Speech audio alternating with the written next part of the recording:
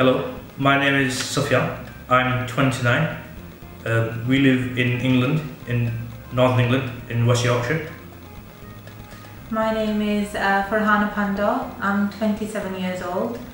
I work as a complaint handler for a bank in England. My husband is an engineer for an American company. We have been married for nearly 7 years and we have been trying to conceive for nearly 5.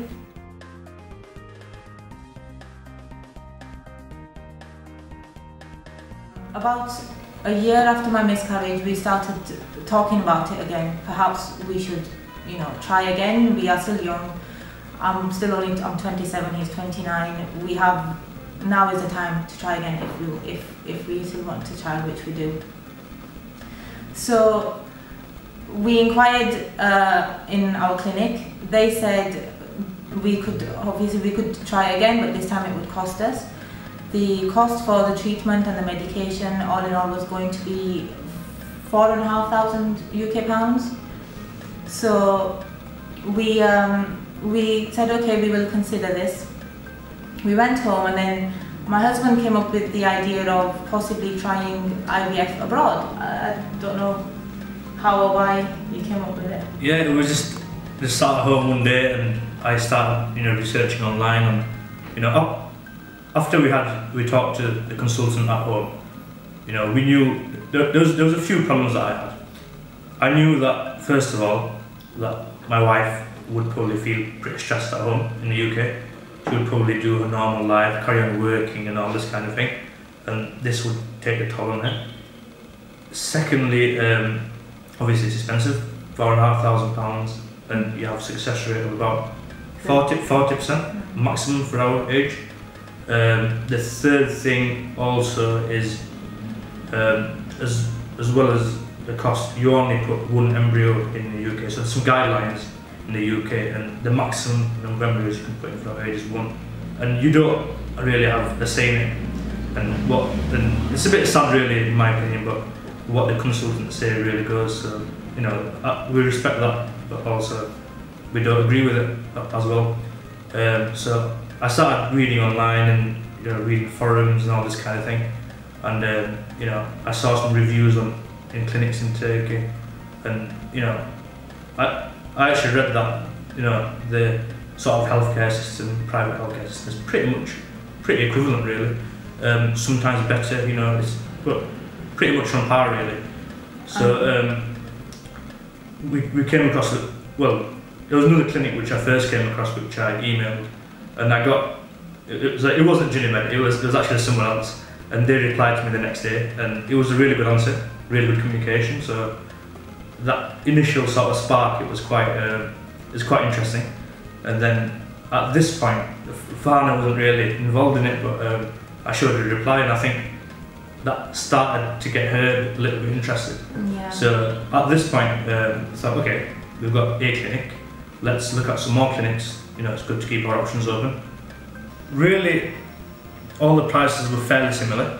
Jinemed was one of the most competitive, maybe in the middle, but I think it wasn't just about price, it's also about the quality of service, and there wasn't much information about the other clinics. So the main reason was the price, but the main thing was the reviews. So we went with the reviews more than the price, although it was one of the most competitive, so that worked out well.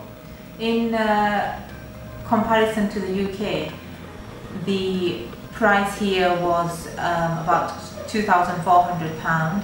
In the UK it was £4,500, but we also had to consider accommodation, flights and stay. Once we considered all those factors, we were going to spend around the same, but the difference was we were not going to be at home, at work, stressed, anything like that. We were going to be in Istanbul, we were going to have a holiday, we were going to be relaxed, we were going to be in professional hands of Miss Texan Carnival, who online has a lot of, he's very popular and he has a lot of experience. So I was confident about being in a hospital where someone with his level of experience was taking care of patients. And although spending wise, if we had stayed in the UK, we would have spent the same as we are spending here. The difference is the atmosphere, being relaxed and being in private care and being away from the normal stresses of life, and experiencing it, a different hospital, different doctors, different nurses, it all makes a difference to your mind as well. Not seeing the same rooms, the same doctors, same injections. It all has made a difference, and it's made a difference to my mental state. I am happier here than I think I would have been if I did it at home. And also one other thing is the price that we mentioned for the price in the UK, this is an NHS price. So it's not really fair to compare an NHS price to a private price here. So if you wanted a private care in the UK, you're talking actually much more. So that would be a fairer comparison to here. So it wasn't really an option anyway, looking at private care, because it's mainly in the London area, and you're talking £5,000 upwards starting. The service overall, I have found it very good. Gulsaren has been very helpful. Her English is good, and she has said to me, "This is my number. I have WhatsApp. Anytime, any questions you ask me, I will answer." The appointment times were always appropriate for us, usually in the morning. They didn't leave us waiting too long or leave us confused or anything like that. And you get the personal touch, so you're always speaking to the same person, and it really helps because it's very frustrating to repeat the same things over and over again to different people, and unfortunately this is how it's like in the UK. You know, you speak to different nurses, it's very hard to get access to consultants and talk to doctors, and this can be quite frustrating at home, and you know, it can be stressful. So you know, on the first day we got here, we spoke to Dr. Kamnibel, and you know, it was service with a smile. You know, we sat in his office, we had a talk with him, and it was very relaxed. You know, you wouldn't at any time thinking Dr. Kamnibel is a professional and you are the customer. You know, he talks on your level, which is really good. And you know, every time we come to the clinic, we see him and he talks to us. And you know, right from the first appointment to the egg collection to the embryo transfer, it is the same doctor talking to you and the same nurses all the way through. And this is the thing that I like the most.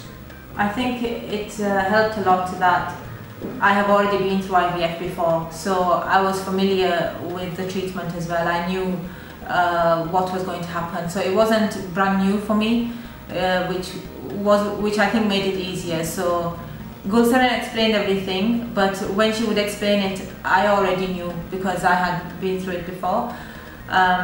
Some things were a little bit different, but they were different in a good way. On the day of embryo transfer, in the UK, normally once they have done the transfer, you can get up, go to the toilet and go home. Here, they leave you in bed. Stay lying down, stay relaxed. They move you to a different bed, and for at least 2 hours you have to stay lying down on your back, which I like.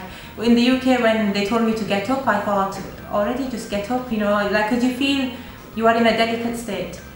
So this I liked, that I was relaxed for 2 to 3 hours, and even then they kept saying to me, today you take it easy, no walking, and you sit. And Gulsaren even said to me, Farhana, please sit, like she told me off, but I like her, and Dr. Texen makes you feel very comfortable. He's just so relaxed and confident. You feel you are in good hands. I would definitely recommend the Jinemed Hospital to anybody really, especially UK people, because I'm from the UK. So you know, just based not just on price, but you know, you're on a holiday, you get a holiday out of it, costs you the same. and your success rates are equivalent, if not more. So yeah, I'd definitely recommend it. I would recommend Jinemed because they are professional. The hospital is very clean, sterile. The doctors and nurses know English. Communication was good. The price is very reasonable. As my husband said, you are on holiday, you are relaxed, you are away from the stresses of normal life, and they treat you with a lot of care. I felt confident and happy and a lot less stressed, and in fact I feel very positive that inshallah this has worked for us and it has been an incredible journey.